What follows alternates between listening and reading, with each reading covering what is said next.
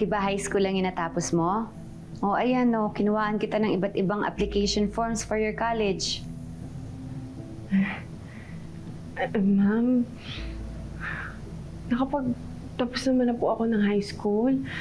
At saka, nagtatrabaho naman na po ako dito. Baka hindi ko na po kailangan mag-college. Pero di ba ang sabi mo sa akin, pangarap mo makapagtapos dahil gusto mo maging teacher?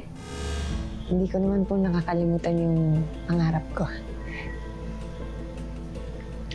Ano yan? Pangarap ko po maging teacher. Dahil yung mga teacher, sila po yung instrumento para maabot yung pangarap ng mga estudyante nila. Gusto ko rin yung makatulong sa mga bata. Lalo na yung mga katulad kong ampon.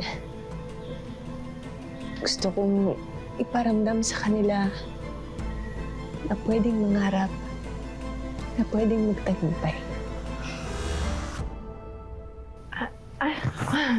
Oo naman po.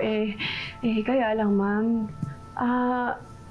Ang plano ko po sana pag nakaipon na po ako para, alam niyo po yun, sariling sikap.